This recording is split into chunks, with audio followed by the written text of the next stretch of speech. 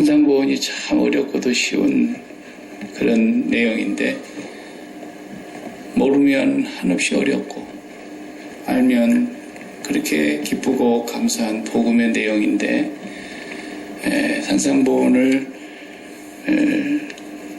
5장에서 우리가 지금 살인하지 말라, 간음하지 말라, 거짓 증거하지 마라, 이런 말씀들 우리가 지금 보고 있는데요. 예수님께서 율법과 선지자를 완성하러 오셨기 때문에 이걸 설명해 주고 계시는데, 한 가지도 사실 우리가 지킬 수 있는 게 없어요. 오늘 본문도 역시 보십시오. 눈은 눈으로, 이는 이로 갚으라 하였다 하는 것을 너희가 들었으나. 이것은 어디에 나와요? 구약의 율법에, 레위기를 보면은 24장의 19절부터 20절 말씀을 지금 여기 예수님께서 인용하신 거예요. 이것은 율법책에도 나오는 얘기이지만, 옛날 고대 여러분 학교 다닐 때 배운 하무라비 대왕이 만들었다고 하는 하무라비 법전에도 똑같이 나오는 내용이에요. 또 이슬람교 사람들, 코란경을 믿는다고 하죠. 그 사람들은 코란경에도 똑같이 나와 있어요. 지금도 그 사람들 똑같이 하지 않습니까? 손으로 범죄하면 손 잘라버리는 거예요. 동해보복법이라고 그러죠. 그걸 또 동해보복법. 옛날에 하무라비 법전에도 나와 있고, 하무라비 법전만 아니라 고대 근동에 이런 그 법은 있어 왔어요. 구약 성경에서만 있는 게 아니고, 동해보복법이라는 것은 한 가지 동자고 해로울 해자란 말이에요. 그러니까 동일하게 너도 해를 줘야 된다고 말이에요. 저 사람이 눈을 어쩌다가 내 실수해갖고 눈을 다쳤다. 내가 눈이 하나를 잃어버렸다. 그러면은 동일하게 그 사람 눈을 빼어버린다. 이야, 정말 너무 무섭잖아요. 이런 동해보복법을 지금 그 구약의 율법에 레위기 24장에 있는 그 말씀도 동일한 말씀입니다. 그런 말 들었는데, 나는 너희에게 이르노니 악한 자를 대적하지 말라. 누구든지 내 오른뺨을 치거든 왼뺨도 돌려대며. 그렇게 해본 사람 한번 손 들어보세요. 누가 우리 오른뺨을 때리려고 그러면 어떻게 때려야 돼요? 오른손잡이 같으면 왼손 등으로 때려야 됩니다. 그냥 때렸으면 왼뺨 맞았죠. 오른손잡이가 때렸으면. 근데 왼뺨을 때렸으니까 등으로 가고 탁 그랬었단 말이에요. 이건 아주 경멸하는 거예요. 근데 여기도 한번 더 때려주라고 이렇게 이제 했는가라는 거예요. 그런 말씀일까요? 어떨까요? 또 너를 고발하여 속옷을 가지고자 하는 자에게는 겉옷까지 가지게 해라. 아니, 사람이 속옷을 달라는 사람은 그건 뭐 어떤 사람이에요? 변태 성욕자 아니에요? 변태. 아니, 남이 입고 있는 속옷을 해달라고 그래요. 근데 그 사람한테 속옷도 주고 겉옷도 다 줘요. 그렇게 해본 사람 또 손 들어보세요. 또 억지로 그 다음 말하세요. 오리를 가자는 사람에게 억지로 오리를 가자고 하는 사람, 그 가는 것도 힘들어 죽겠는데 억지로 가자는데 심리까지 동행해 줘라. 그 다음에 구하는 자에게 주고 꾸는 자에게 거절하지 마라. 여러분, 구하는 자에게 다 주면은 그게 맞습니까? 어떤 놈이 도둑질을 하고 맨 노름이나 하고 마약이나 처먹고 그러는데 내가 정말 끼니가 없어서 쌀 살 돈이 없다고 그러면 어떻게 도와줘야 되겠어요? 그런 인간 도와주면 계속 망가지잖아요. 제가 어느 날 목회를 하는 교회에 하나님만 알고 본인만 아는 그런 일이 벌어졌는데 온 교인들이 아무도 몰랐어요. 같은 동에 같은 이렇게 통로에 사는 사람도 몰랐어요. 같은 교인인데도. 하루 이틀 모르는 것이 아니라 10년 동안 몰랐어요. 네. 남편이 노름하는 걸. 그냥 퇴근만 하면은 집에서 옷 갈아입고 그 다음에 땡기는 대로 가는 거예요. 평생. 근데 교회 집사야. 나중에 이제 이게 감당할 길이 없어졌어요. 빚이 너무 커져가지고. 갚아주고, 여보, 이번만 다 마지막이야, 이제. 내가 하면 개다, 개. 그래서 또 갚아주면 또 개같이 갔다 오고. 그래가지고 그냥 월급은 다 차압을 잡혀가지고 이미 뭐 집에 들어오는 건 없고. 그래가지고 나중에는 정말 거지가 돼서 알거지가 되니까. 그래서 나중에 이제 그 상관한테 쫓아가가지고 당신이 데리고 있는 부하가 말이야, 나한테 돈을 이렇게 많이 빌려가놓고 아직까지도 안 갚고. 그래갖고 이제 탄로가 나서 직장에서 예고당하고 동네방네 그때부터 소문나고 막 그랬어요. 그런 사람들은 빚을 갚아줘야 돼요, 안 갚아줘야 돼요? 죽는다 그래도 갚아주면 안 돼요. 그냥 죽게 나버려 두는 거예요. 생명은 하나님께 달려있는 거니까. 근데 그걸 마음이 열어가지고 아이고 어떡하냐, 그거 갚아주고 그래가지고 그냥 평생 인생 망치고 망조가 들어가지고 인생을 그냥 종치는 거죠. 그러니까 꾸고자 하는 자에게 항상 준다고 해서만이 다 되는 게 아니잖아요. 아니 나도 가기 싫어서 지금 발톱꽃 집에 들어서 그냥 앉아있는데 억지로 오리를 가자고 그러는 사람한테 억지로 오리를 가는 것도 지금 죽겠는데 말이야. 심리까지 동행을 해주라. 네. 이런 말씀들이 무슨 말씀이겠어요?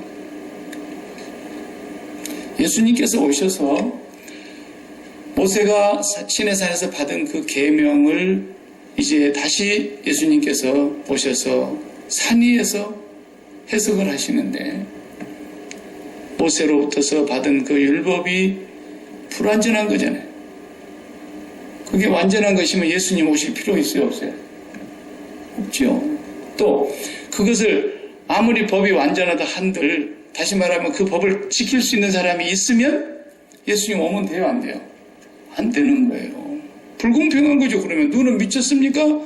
혀를 깨물면서 바늘로 허벅지를 찔러가면서 그냥 이를 깡물고 법을 지켰는데, 그 사람은 그 법 지킨 것 때문에 상을 받아야 되는데, 예수님이 오셔가지고 내가 다 지켜줄게. 그럼 불공평하잖아요. 예수님 오셔서 지금 하시려고 하시는 말씀은 뭐예요? 너희가 지킨 것이 하나도 없어. 그걸 드러내려고 오신 거예요. 예수님 오신 이유가, 너희가 지켰다고 하는 거 한번 내놔봐, 내 앞에서. 뭘 지켰는데? 예수님께서 계속 그걸 내놔봐라는 거예요. 아무도 지킨 사람이 없어요. 그래야 맞잖아요. 그래 예수님이 그래서 왔잖아요. 예수님이 죄인을 구원하여 영생을 주시려고 오셨지. 예수님 오시지 않아도 다 스스로를 구원할 수 있는 힘이 있고 율법을 다 지켜낼 수 있는 완벽함이 있는데 예수님 왜 옵니까? 오실 필요가 없죠. 그러니까 예수님이 오신 것은 결국은 결론적으로 말하면 너희들이 지킬 수 있는 건 하나도 없다. 다시 말하면 너희들은 전부 율법 아래 매여 있고 죄 가운데서 죽을 자들이고 이미 죽었다라는 거야. 죽은 자다라는 거야. 그래서 에베소서 2장에서 허물과 죄로 죽은 너희를 살리셨도다 그랬단 말이죠. 예수님께서. 이미 우리는 허물과 죄로 죽었어요. 율법으로 보면은 점도 많고 흠도 많고 아무도 거기서 자유할 자가 없어요. 네. 그러니까 예수님 앞에 나가는 사람들은 다 어떻게 해서 나가야 돼요? 정직하게 나가야 되는 거예요. 홀리하고 나가면 안 됩니다, 절대로. 네. 교회가 가장 바람직스러운 교회는 어떤 교회입니까? 홀리하지 않은 사람들이 모인 곳이에요. 네. 홀리한 척하면 안 된단 말이죠. 살아도 안 됩니다. 며칠은 되는 것 같은데 또 안 되고 또 무너졌습니다. 내가 정말 지난 일주일 동안 혀를 깨물고 참아보려고 해서 일주일은 정말 힘겹게 참았는데 어떤 미친놈 하나 때문에 내가 도저히 못 참게 되고 또 무너졌습니다. 그게 인간인 거예요. 네. 근데 어떤 사람은 나는 10년 동안 참았습니다. 그런 사람도 있어요. 겉으로는 자기 남편한테 10년 동안 참았다고 그러고 자기 부인한테 10년 동안 참았대. 그래도 어떻게 11년째 되는 날 한 번만 화내버리면 10년 참은 거 다 헛것이라잖아요. 야고보사도 그랬잖아요. 율법을 다 지켰다가 하나 범하면 전부를 범하는 것이 된다고 그랬잖아요. 15년 참으면 뭐 할 겁니까? 그냥 참지 말고 살아요. 네. 괜히 참으면 성질을 돋군 사람은 병이 안 나는데 참는 사람이 병이 납니다. 네. 남을 해코지하고 남에게 패기치고 민폐끼치고 남의 속을 막 박박 긁고 남이 피해를 입는지 말든지 상관하지 않고 전멋대로 사는 사람은 되게 오래 살아요. 그런데 이 못된 짓 하고 그런 사람들 말고 저걸 그냥 어떻게 해야 되겠는데 내가 집사인데 어떻게 할 수도 없고 저걸 배 죽여야 되겠는데 내가 목사니까 어떻게 할 수 없고 이런 사람은 속병 나고 죽고 우울병 걸려서 죽고 그래요. 예수님께서 그런 거 참으라 그러신 거 아니에요. 오히려 그게 죄 짓는 거라니까요. 도리어 예수님 앞에 죄를 짓는 거예요. 내가 아무리 참으려고 해도 안 되는구나. 예수님이 오셔서 우리 죄를 계속 드러내시는 거예요. 빛이 왜 왔었겠어요? 빛이 세상에 왔는데 왜 왔겠어요? 어둠을 드러내려고. 우리가 어둠이라는 걸 드러내려고 오셨는데 우리가 끝까지 빛이라 그러니까 어둠이 빛 가운데 나오지 않는 거예요. 내가 어둠이라는 걸 알아야 예수님이 빛이라는 걸 알고 정말 예수님이 나의 빛이시구나. 그리고 감사하고 찬양이 나올 거 아니겠어요? 네? 한번 성경을 찾아보실래요? 요한복음 15장에 보시면 요한복음 15장을 22절 요한복음 15장 22절 예수님 하신 말씀에 한번 잘 이걸 생각하면서 읽어봐야 돼요. 내가 와서 예수님이 그랬어요. 내가 와서 유대인들에게 말하지 아니하였더라면 어떻게 됐어요? 죄가 없었으려니와. 이게 무슨 말이에요? 내가 와서 유대인들에게 말을 안 했더라면 너희가 죄가 없었을 거다. 근데 내가 너희에게 이르노니 이렇게 말을 해버렸거든. 말을 해버려가지고 지금은 그 죄를 핑계할 수 없느니라. 왜? 말을 해버렸거든.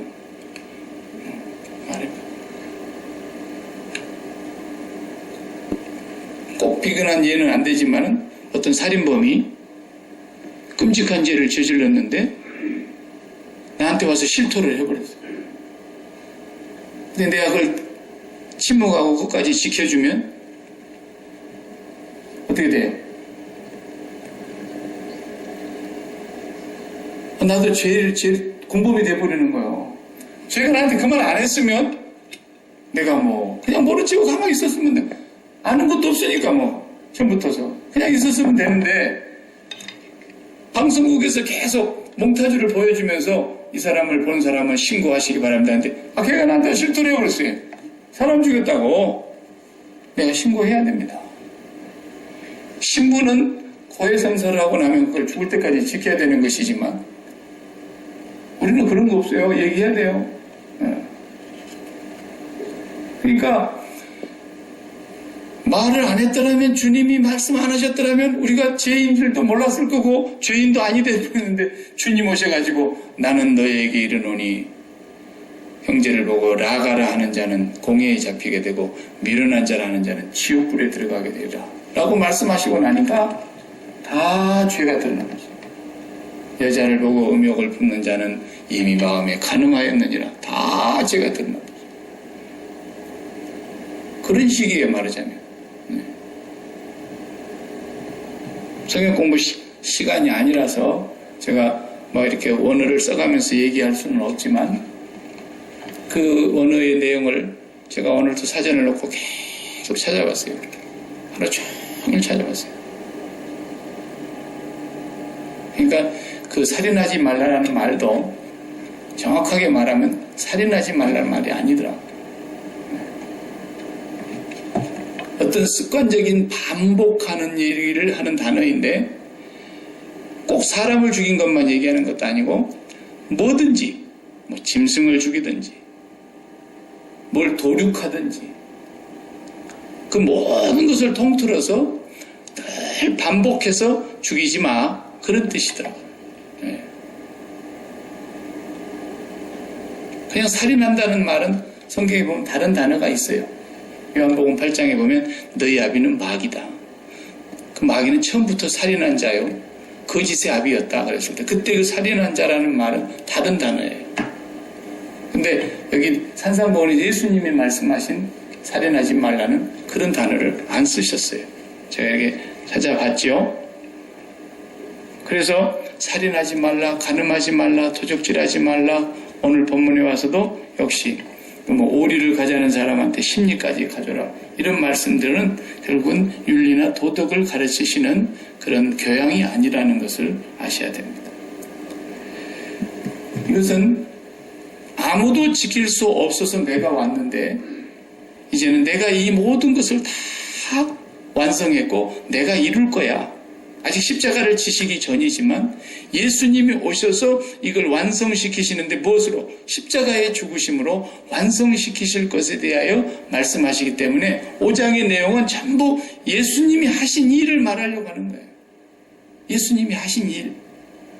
그 당시에는 하시게 될 일을 말씀하신 거지만 성령의 감동으로 주님이 죽으시고 부활하시고 승천하시고 성령이 오신 이후에 이 사도들이 이 복음서를 기록할 때에는 주님께서 하신 일을 기록해 놓은 거예요. 그래서 이것은 십자가를 통해서만이 해석이 되어질 수 있는 본문이더라 이거예요. 그래서 그 구조가 어떻게 되어 있느냐 하면은 로마서 13장에서 전에도 한번 읽은 적이 있습니다만은 로마서 13장 8절에서 10절을 보면은 이렇게 말씀해요. 피차 사랑의 빛 외에는 아무에게든지 아무 빛도 지지 말라. 남을 사랑하는 자는 율법을 다 이루었느니라. 율법을 다 이루었대요. 예수님께서 하셔서 하신 일 아닙니까? 율법을 다 이루었대요. 그 남을 사랑하는 자가 율법을 다 이룬 거라 그러잖아요. 그 다음에 하시는 말씀이 지금 우리가 보고 있는 구절에 간음하지 말라, 살인하지 말라, 도둑질하지 말라, 탐내지 말라 하는 것과 그 외에 다른 계명이 있을지라도 내 이웃을 내 자신과 같이 사랑하라 하신 그 말씀 가운데 다 포함되어 버렸다는 거예요. 그 한 계명 안에 다 들어버렸다는 거예요. 심지어 하나님 사랑하는 것까지도. 왜? 하나님 눈에 보이지 않잖아요.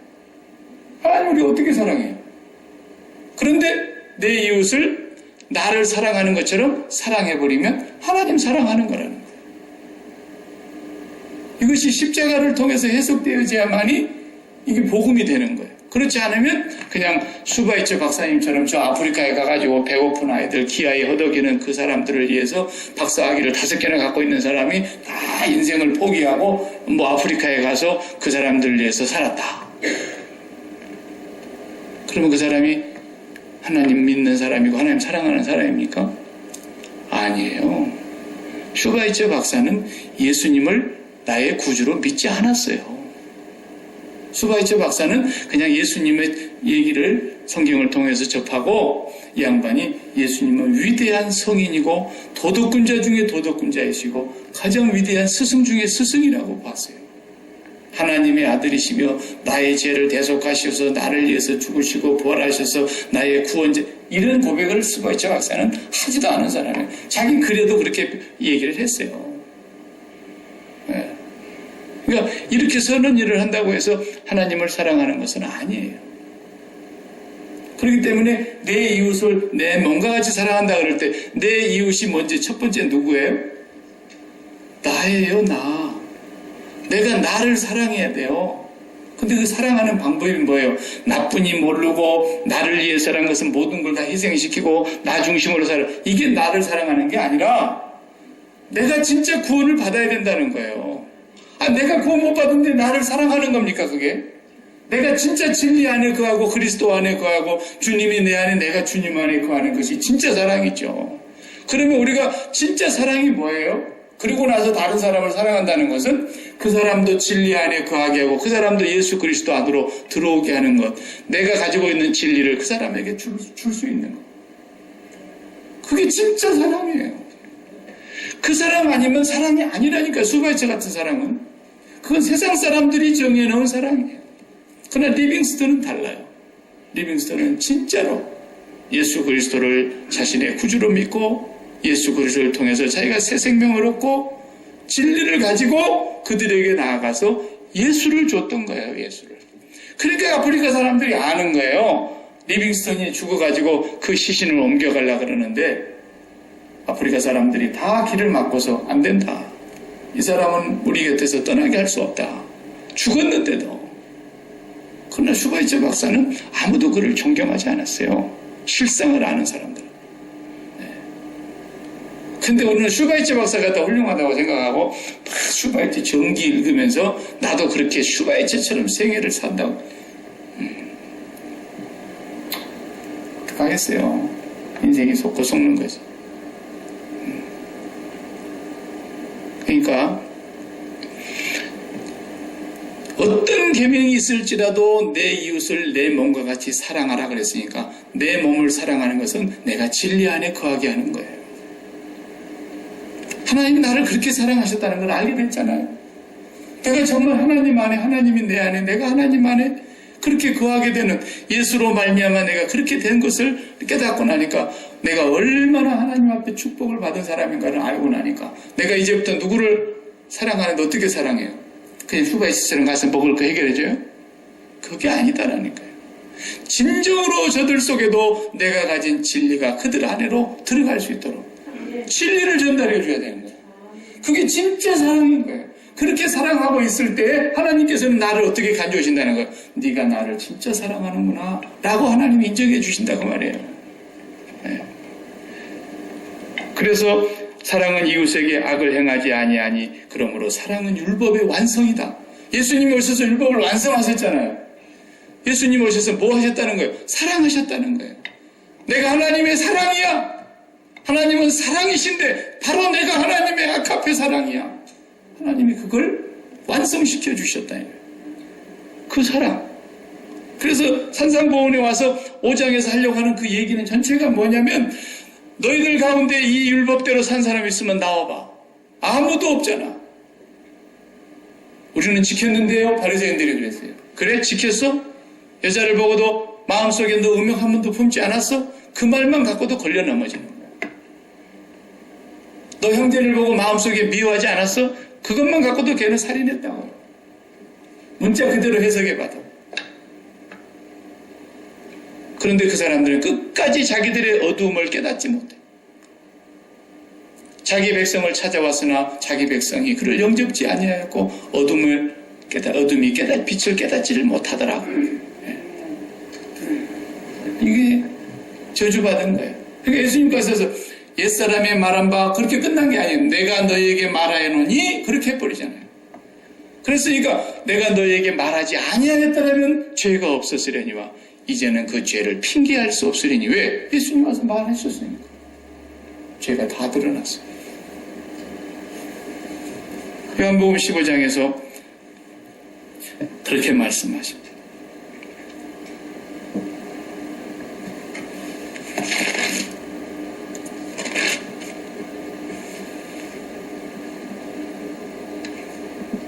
(25절에) 보면 그러나 이는 그들의 율법에 기록된 바 그들이 이유 없이 나를 미워하였다 한 말을 응하게 하려 함이라.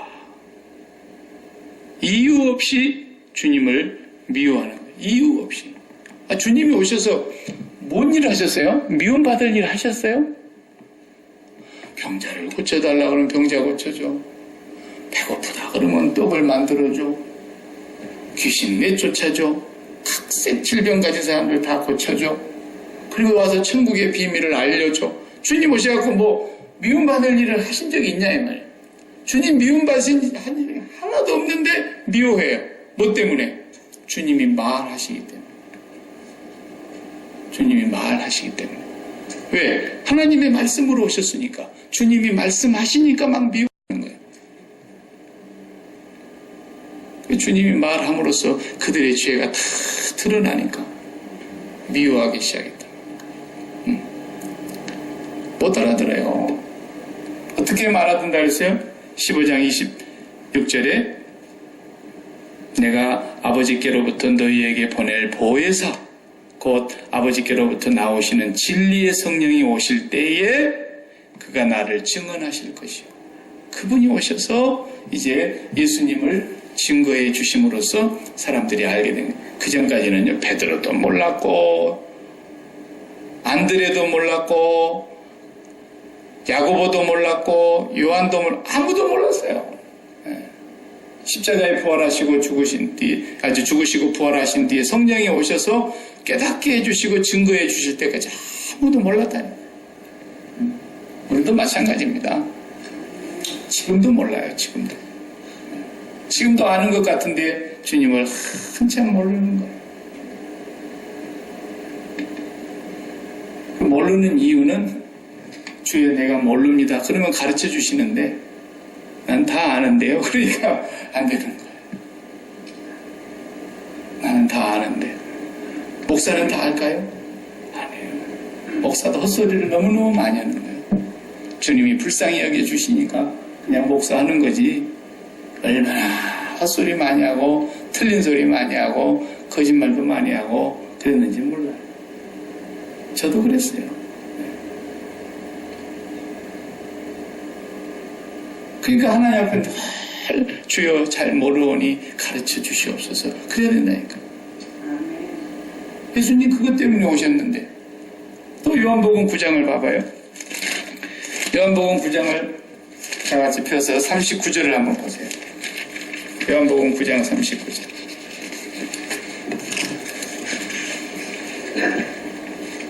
찾으셨어요? 시작. 예수께서 이르시되 내가 심판하러 이 세상에 왔으니 보지 못하는 자들은 보게 하고 보는 자들은 맹인이 되게 하려 함이라 하시니. 보세요. 그렇다니까요. 예수님은 심판자로 오셨어요. 그를 받아들이지 아니한 자는 이미 심판받았다 그랬잖아요. 그를 믿지 아니한 자는 이미 심판받은 것이다. 그래서 내가 심판자로 왔는데 어떻게 해주려고? 보지 못하는 자들은. 그러면서 그 소경을 띄워준 거예요. 날 때부터 소경된 자를 띄우면서 내가 보지 못하는 자들은 보게 해주려고 왔다. 이건 영적인 진리를 깨닫게 하려고 오신 거예요. 저와 여러분들이 주여 나는 눈은 가졌으나 보아도 알지 못하고 귀는 가졌으나 들어도 깨닫지를 못하나니 주여 나를 불쌍히 여겨주시옵소서 하고 날마다 그분의 말씀을 사모하고 진리 가운데 성령의 인도하심을 받으면 눈을 띄워주신다니까. 귀를 열어주신다니까. 그런데 그렇게 안 되는 거예요. 그 다음 말씀을 읽어도 바리새인 중에 이 허망한 소리 하는 거 봐보세요. 40절에 그 말을 하니까 바리새인 중에 예수와 함께 있던 자들이 뭐라 그래요? 이 말씀을 듣고 우리도 맹인인가? 비꼬는 얘기를 하는 거 보세요. 우리가 소경이냐? 지들끼리 막 소득소득 하는 거예요. 쑥덕쑥덕. 야 우리가 소견이냐? 소경? 다 그러는 거예요.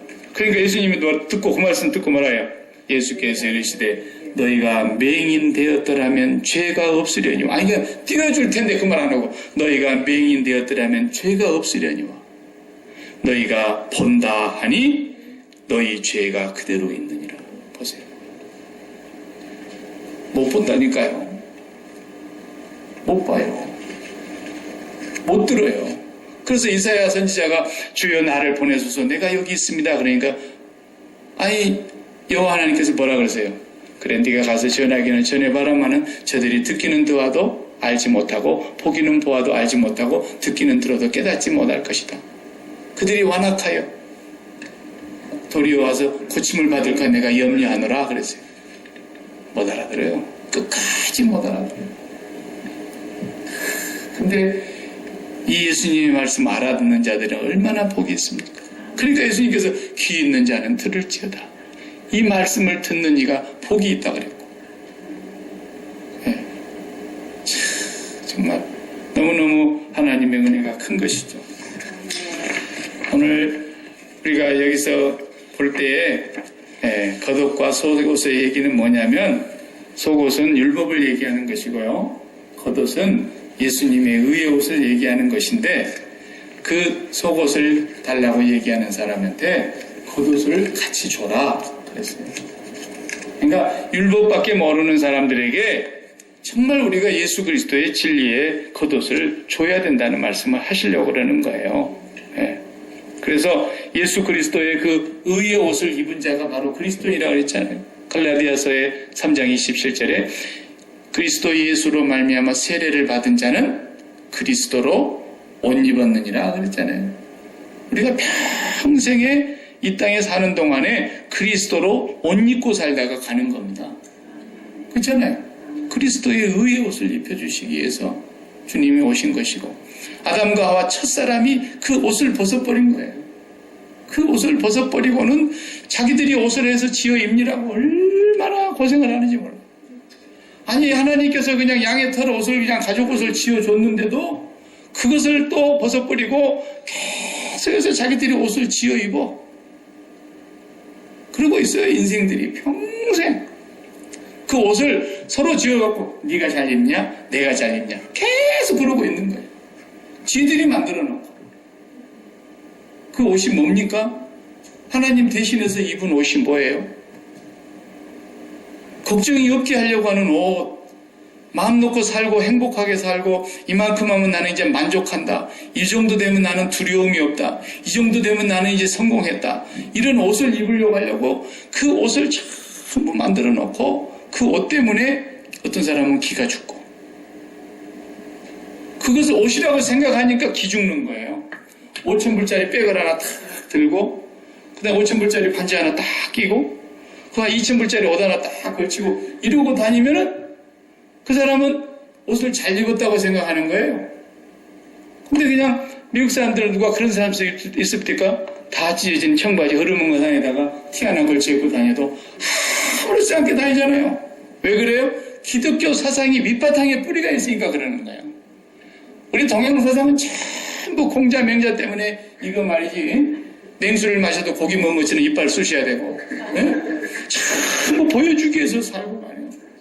스스로 자기들이 입도 못한 옷을 가지고 입어보려고 몸부림을 치면서 말이에요. 거기다가 권력을 하나 더 얹혀서 입으면 뭐 굉장한 줄 알고 그래요. 그러나 권력의 옷을 입은 사람처럼 거짓되고 불의하고 비굴하고 겁쟁이고 그런 사람이 세상에 있습니까? 그 사람보다 더 비굴한 사람이 없어요. 국회의원 돼가지고 그냥 온갖 죄는 다 짓잖아요. 봐줄 사람 죄 다 봐주고, 지한테 돈 갖다 준 사람은 전부 다 덮어주고, 맨날 뉴스 보면 그런 거 안 나오던가요? 깡패 도와주고, 못한 사람 도와주고, 뒤 봐주고. 왜? 돈 갖다 주니까. 불법을 저지르는 사람 다 자기 편 삼아요. 왜? 돈 갖다 주니까. 그래놓고 와서 그 사람들 경찰에 딱 잡혀가가지고, 김아무개 의원하고 만나서 밥 먹었다 그러면 나 그 사람 모르는데요? 이러잖아요. 의리가 있어야지. 밥을 먹었으면. 세상에 못된 그런 비굴한 사람들이 어디 있어요? 그렇게 돈을 처먹어 놓고도 그 사람 난 모르는데요. 그러고 있잖아요. 그런 걸 옷이라고 생각하고, 그런 걸 인간들이 옷이라고 만들어 놓고, 그런 걸 규정해 놓고, 그거 입은 사람은 괜찮은 사람, 그거 못 입은 사람은 오늘 기가 죽어가지고 어디 가서 고개도 못 펴고. 왜 사람들이 스스로 만들어 놓은 그 옷에서 그렇게 돼버리냔 말이에요. 지들이 만들어 놓고, 지들이 율법을 만들어 놓고. 주님이 옷을 지어주시면, 주님의 옷만 딱 입으면 끝나버리는 거죠. 우리가 주님의 옷 한 벌 입기 위해서, 주님으로 옷 입고 살기 위해서, 우리는 이 땅에서 그 하나님의 은혜를, 아무것도 아니었군요. 주님이 옷 지어놓은 거 그냥 내가 입기만 하면 되는군요. 이걸 깨닫고 나니까 세상에, 아이고, 전부 보니까 세상에서 옷이라고 입고 다니는 사람들 보니까 뭐예요? 배설물을 가지고 금으로 싸는 거야. 번쩍번쩍한 권력의 옷, 명예의 옷, 인기의 옷, 미모의 옷, 건강의 옷, 돈의 옷, 성공의 옷, 전부 다 뭐예요? 배설물을 똥을 싸는 거라니까요. 사도 바울이 말을 빌리면 그게 무슨 옷이에요? 그러니까 예수님 옷을 딱 가지고 나니까 세상에 그런 옷 입고 다니는 사람들이 정말 불쌍하잖아요. 그게 전부인 줄 알고 사는 사람이 그렇게 불쌍하게 보이는 거예요. 그러면은 그 사람들을 향한 사랑이 뭐냔 말이에요. 뭐예요? 그 사람들은 우리가 도와줄 것이 없어요. 오히려 도움 받았으면 받았지. 너무 많아서, 너무 부요해서. 근데 그 사람들도 우리가 사랑해야 돼요. 왜? 진리가 없으니까. 그래서 바울이 큰 소리 친 거예요. 아그리빠 왕이시여, 내가 묶인 것 빼놓고는 나와 같이 되기를 바랍니다. 그게 진짜 사랑이니까. 나를 통해서 하나님의 진리가 흘러가고, 나를 통해서 진정한 그 사랑이 흘러가고, 나를 통해서 그들도 예수를 만나게 하는 것. 이보다 더 큰 사랑이 있으면 나와버려. 그러니까 너희가 어떤 계명이 있을지라도 사랑만이 율법의 완성인데 내가 그 사랑이야 하고 오신 거예요. 그 사랑을 주시려고 오셨는데 끝까지 아니 나는 옷 입었어. 아니 나는 다 봐. 아니 나는 다 듣는다니까. 우리가 소경이냐? 그딴 소리 하게 이렇게 하니까 그들은 그저 죄가 그대로 있고 예수님 와서 말을 했더니 그들의 죄가 다 드러나고야 만 거예요. 오리를 가자 하는 자에게 억지로 오리를 가자는 게 뭐겠어요? 율법이라니까요. 율법은 억지로 하는 거예요. 하여튼 기쁨으로 하는 게 아니에요. 억지로라도 하는 거예요. 왜? 복 받으려니까. 억지로 오리를 가자고 하는 자에게 거기도 보면은요 오리라는 말은 없어요. 성경에. 제가 오늘 다 찾아봤어요. 하나. 오리라는 단어가 없고요. 거기에 뭐라고 써져 있느냐면은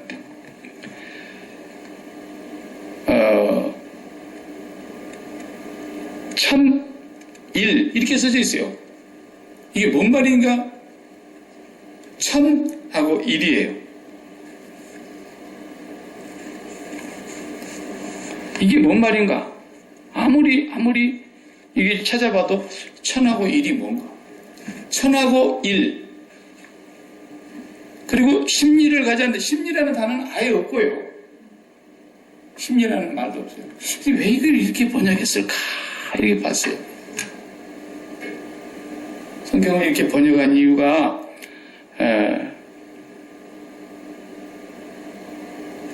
그 당시에 천 걸음이 보통 사람의 걸음으로 천 걸음을 그냥 한 2kg로 잡았던가 봐요. 그래서 이걸 그냥 오리라고 썼어요. 우리 한국 사람들이 동양에서 번역할 때는. 한문에서 성경을 번역했기 때문에 그냥 오리 이렇게 썼더라고요. 그 다음에 심리까지 가져라 그 말은 없고요. 거기 뭐라고 나왔냐면은 보니까 듀오로 인도해라 이렇게 되어 있어요. 듀오라는 말 아시죠? 결혼정보회사 결혼의 듀오. 예? 듀오라는 말이 짝이라는 거예요. 짝. 내가 짝. 예? 짝. 그래서 듀오라는 결혼정보회사 있잖아요. 천이라고 하는 것이 하나인데 그 천이라고 하는 하나를 만약에 요구한다면 네가 듀오 짝으로 해줘라. 그러니까 그 짝을 그냥 심리를 가져라. 그렇게 번역한 거예요. 내용 자체가 본문에 보니까. 근데 여기 이 내용을 우리가 알려면은 조금 구약을 들여다봐야 되는데 이 구약의 옛 성전을 천이라 그래요. 천. 성전 얘기를 할 때 구약의 성도들을 천으로 비유한 본문이 참 많이 있더라고요. 이사야 60장 22절이나 민수기 35장에 나오는 말들 보니까 거기 천이 계속 나오더라고요. 4번씩이나. 작은 자가 천을 이루겠고라는 그 천도 작은 자는 이스라엘을 말하는 거예요. 구약의 그 이스라엘. 그 작은 이스라엘이 천을 이루겠고 그런 말씀도 있어요. 그래서 천이라고 하는 것은 완전 숫자고 충만한 숫자인데 예수님의 12제자, 구약의 12지파, 야곱의 12아들, 예수님의 12. 그 12이라고 하는 것은 전부가 다 하나님의 백성의 숫자인데 12 곱하기 12 그러면은 144잖아요. 곱하기 1000 하면은 굉장히 많다라는 뜻이거든요. 그래서 14만 4천이에요. 어떤 인간들은 꼭 또 지들이 14만 4천이라고, 예. 지들도 숫자가 14만 4천이 넘어가니까 요즘 그딴 소리 안 하더라고요. 지들 가운데도 못 갈 사람이 있다고 생각이 드니까 그 말은 안 해, 이제. 지들만 딱 14만 4천이라고 여호와 증인 것들이 그랬잖아요. 그런데 그렇게 옛 성전을 하나님께서 율법이라고 말씀하셨는데 그것을 완성하러 오신 그 율법의 완성자, 그 짝이 예수님이에요. 예수님. 그래서 그 율법으로 우리에게 가르쳐주는 자가 있으면 그 사람을 예수님에게로 인도해라. 그런 말씀이라고 봐야 되겠다 이 말이에요. 네, 이 말씀 자체가. 그 다음에 42절에 구하는 자에게 주고 꾸고자 하는 자를 거절하지 말라 그랬어요. 그 구하는 자라는 말은 앞에 말씀하고 연결돼서 봐야 돼요. 단순히 요 한 번만 딱 빼놓고 보면은 기도하는 것도 될 수도 있고 뭐 하나님 앞에 구하는 자 뭐 이런 얘기 할 수 있는데 여기 구한다는 단어를 보니까 아이테이오라는 동사에서 온 말이에요. 예, 구한다라는 말이 정확한 말은 무슨 말이냐면 마치 빚을 빌려준 사람이 갚아주세요. 당연히 받을 거예요. 내가 그러니까 저 사람에게 1,000불을 빌려줬는데 어느 날 받을 때가 됐는데 안 주니까 1,000불 주세요라고 평평하게 얘기하는 그런 뜻이에요. 이게. 그래서 구하라, 찾으라, 두드리라 할 때도 이 단어를 똑같이 써요. 아이테이테, 제테이테, 크루에테 이렇게 해서 구하라, 찾으라, 두드리라 이렇게 썼더라. 구하라라는 말은 반드시 받아야 될 것을 준다고 약속되어 있는 것을 당장에 지금 내놓으라고 얘기할 때 구하라, 구하는 자에게 주고 그렇게 말을 했어요. 또 다른 성경에 보니까 믿고 구하는 자에게 주신다라는 말씀이 있죠. 거기 믿고 구한다는데 구하는 말도 똑같은 말이에요. 그러니까 그 말도 오해하면 안 됩니다. 믿고 구하는 자에게 주신다라는 말은 여러분 마음속에서 내가 하나님 앞에 이것은 구하면 주실 거야. 하나님의 약속을 지키시는 분이니까 믿음으로 구하면 주시겠지. 믿음으로 구합니다. 주실 줄로 믿습니다. 그러면 준다는 뜻이 아니에요. 그건 괜히 자기가 자기를 체면 거는 거예요. 거기서 믿고 구한다는 말은 뭔 말이냐면 여기 구한다라는 그 아이테이오라는 단어가 내가 맡겨놨어요. 마치 맡겨놓은 것처럼 자기 물건 도로 찾아와서 어제 맡겨놓은 거 주세요라고 말하는 그런 단어예요. 이게. 그러니까 하나님 아버지께서 나에게 주신다고 약속하신 것은 반드시 주신다는 것을 믿기 때문에 주세요. 그러면 되는 거라고 말해요. 그걸 막 하나님께서 주실지 안 주실지 믿음이 안 가. 말로는 믿습니다. 믿습니다. 삼중창을 하면서 믿습니다. 그런데 그 속으로는 뭐예요? 안 믿어집니다. 안 믿어진다는 것이 담겨져 있는 거야 지금. 진짜 믿는 사람은 주세요. 그러면 끝나버리는 거예요. 근데 안 믿으니까 주여 삼창합시다 뭐 이러잖아요. 왜 삼창을 해요? 주님이 내 안에 들어와 계시는데 왜 삼창을 하냐고요. 내가 주님 안에 주님이 내 안에 있는데 주님이 내 안에 있다는 말은 무슨 말이에요? 진리가 내 안에 있다고 말이에요. 하나님께서 나에게 약속해 주신 그 약속 그리고 그 진리 그 생명이 내 안에 있어요. 그렇기 때문에 주여 소리칠 필요가 없는 거예요. 근데 그것이 자기 안에 진리가 없는 사람은 계속 주여 주여 그러는 거예요. 그러니까 주님이 주여 주여 하는 자마다 다 천국에 가는 게 아니야. 내가 네 안에 있어야 되는 거야. 내가 너를 도무지 알지 못하면 주여 주여 우리가 주의 이름으로 선지자 노릇했나이다. 주의 이름으로 이적당하고 귀신도 쫓아내나 그래도 안 된다라는 거예요. 주님이 내 안에 계시면 큰 소리 칠 필요가 뭐가 있습니까? 본강사들이 사람 다 못쓰게 만드는 거예요. 주여 삼창하자 그러고 막 그딴 것이 뭐 대단한 것인 줄 알고 그렇게 안 하면 주님이 덜 들으시고 더 세게 네 목소리가 더 세냐 내 목소리가 더 세냐 마치 목소리 목청 돋워서 무슨 겨루는 것처럼 막 소리 지르면서 왜 그런 율법을 스스로 만들어가지고 그러는지 모르겠어요. 주님이 주신다 그랬으면 반드시 주는 거예요. 이렇게 용서해 주신다 그랬잖아요. 그런데도 우리가 어때요? 마음속에 5살 때 지은 죄까지 용서해 줬을까? 또 그때 갑자기 또 제가 생각나는 게 옛날에 지었던 죄가 회개해야지. 그때 지은 죄를 용서하여 주시옵소서. 그러면 생각 안 난지는 어떡할 거예요? 용서를 알기를 너무 우습게 하는 거예요. 용서라는 단어가 그런 단어가 아니에요.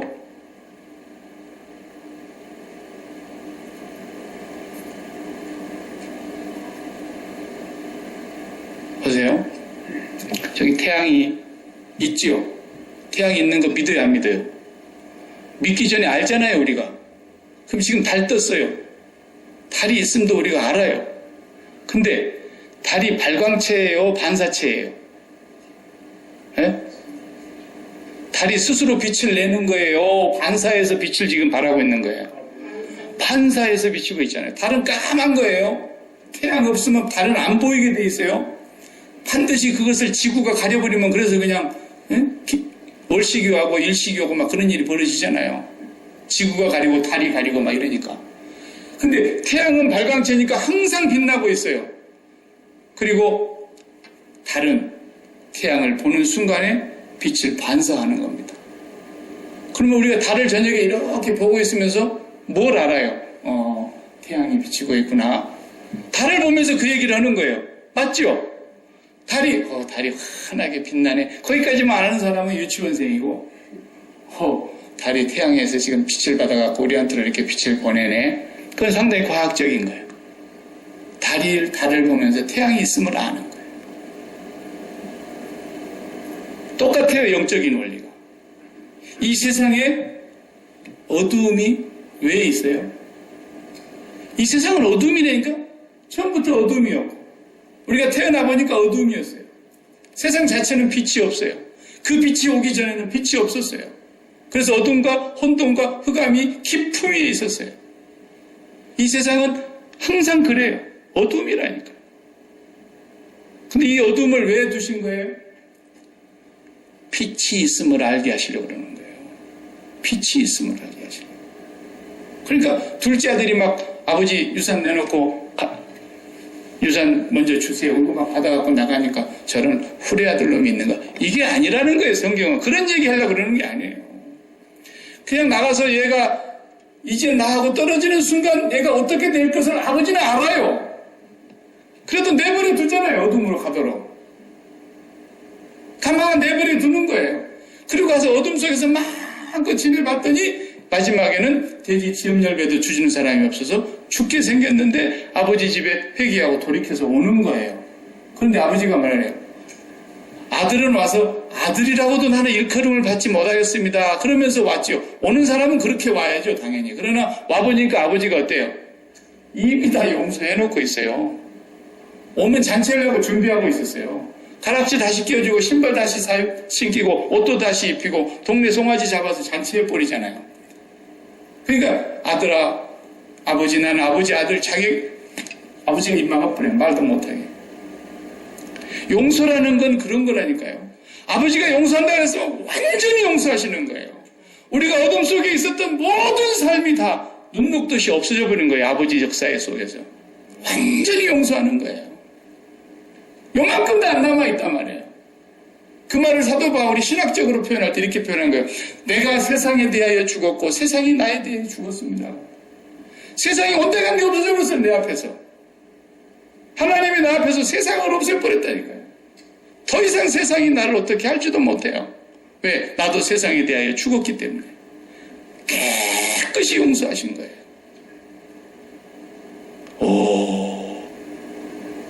내가 이 동안에 어둠 속에 처해 있었던 동안에, 내가 이렇게 어둠 가운데 방황하고 있었을 동안에 하나님께서는 이미 나를 용서하시고 나를 찾아오셨구나. 그 하나님의 사랑을 깨닫고 그 사랑의 크기가 얼마나 큰 것인가를 알아가면 알아갈수록 하나님을 찬양하는 것이지, 내가 옛날에 지은 죄를 오늘 또 마음속에 두근두근하면서 뭔 일이 꽁 하고 터지면 옳거니 내가 그때 그것을 해서 죄를 회개하지 않았더니 올 것이 왔구나. 이러고 앉아있는 사람들이 많아요. 하나님의 용서를 안 믿는 거예요. 안 믿는 거예요. 그 비유를 하시려고 1만 달란트를 탕감해 줬는데 100데나리온 진 사람을 감옥에 지었는 일. 그 비유가 그 비유 아닙니까? 1만 달란트를 탕감해 줬다니까요. 1만 달란트라는 돈은 천문학적인 숫자이기 때문에 셀 수가 없을 만큼 큰 돈입니다. 당대의 유대 나라에서 세금을 걷어가지고 세리들이 로마에 갖다 바치는데 유대 나라 전체 1년 동안에 로마에 바치는 세금이 얼마인지 아세요? 1000달란트도 안 됐어요. 국가 전체가 세금을 걷어가지고 로마에 갖다 바치는 1년 세금이 1000달란트가 못된 돈인데 1만 달란트를 탕감해 준 사람이 있다. 나 그랬잖아요. 그 돈은 너무너무 큰 돈이니까 갚을 수도 없는 돈이라니까. 근데 그걸 탕감해 줬단다. 근데 이 사람이 안 믿는 거야.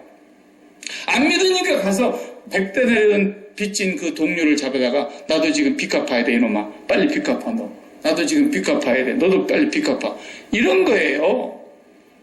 정말로 이 사람이 10,000달란트를 탕감받았다는 것을 확실히 믿는다면은 요 100데나리온을 안 탕감해 줬을 리가 없어요. 내가 진정으로 하나님 앞에서 용서받을 수 없는 저주받아야 마땅한 사람임에도 불구하고 1만 달란트의 용서를 받았다는 것을 확실히 믿고 깨닫는 사람은 다른 사람에 대한 태도가 달라져 버리는 때부터서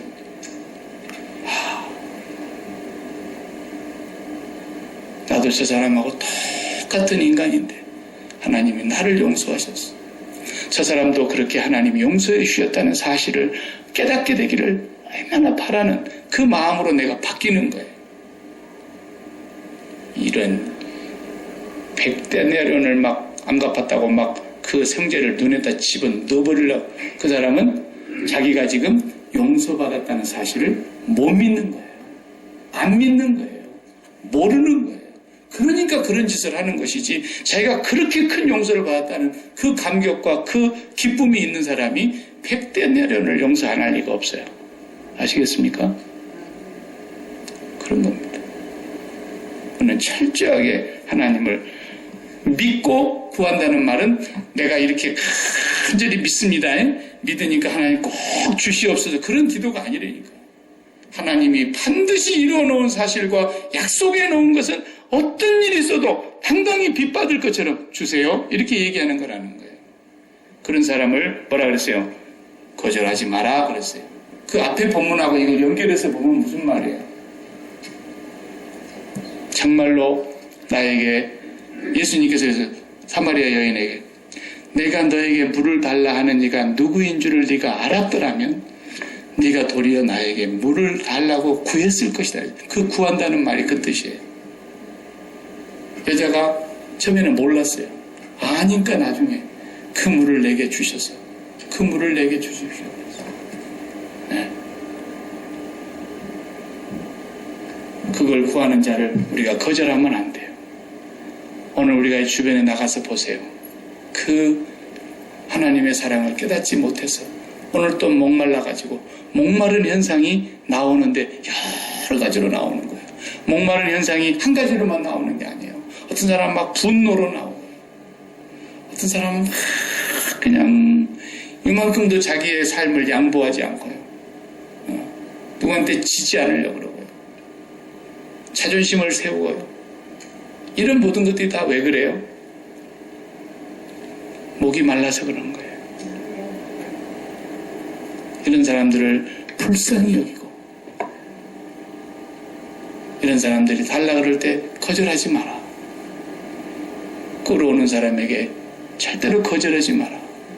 그들에게 우리가 오리를 가자 그러는데 심리를 가져라 그 말은 그 사람들이 그렇게 오늘 또 율법 아래 매여서 죄 아울의 죄 가운데 살아가는 그 불쌍한 사람들, 보지 못하는 사람들, 듣지 못하는 사람들, 깨닫지 못하는 사람들, 그 사람들을 향해서 그들을 짝에게로 안내해줘라. 예수에게로 안내해줘라. 내가 그를 위해서 왔느니라. 이렇게 하시면서 이 이제 율법에서 마지막 부분을 다음 시간에 할 거예요. 마지막 부분에 뭐예요? 남을 사랑하는 것을 딱 마지막 부분에 넣어놓으신 거예요. 그래서 산상보훈의 5장의 마지막 부분이 남을 사랑하는 것으로 딱 결론을 짓고 예수님께서 이것을 다 이루신 것을 말씀하시면서 6장 1절부터서는 이제부터 그 예수가 내 안에 진리로 와 계신 분들은 어떻게 살아가는가를 6장에서부터 비로소 말씀하시는 거예요. 이제 예수로 사는 법을 가르쳐 주는 거예요. 예수가 나의 진리가 되고 예수가 나의 생명이 된 사람, 그 사람들은 어떻게 살아가는가를 예수님이 하나씩 기도하는 법도 가르쳐 주시고 다 가르쳐 주시는 거예요. 이제 5장이 안 되면 6장은 죽어도 안 되는 거예요. 그러니까 5장을 못 넘어가면 6장은 또다시 율법이 되는 것이에요. 5장을 못 넘으면 또 6장은 우상숭배가 되는 거예요. 끝까지 해결이 안 되는 거예요. 이게 예수 그리스도로 말미암아 완성된 사람이, 예수 그리스도를 통해서 율법을 온전히 이루고 사는 사람이 6장의 일이 열매로 나타나게 되는 거예요. 기도하십시다. 하나님 감사합니다.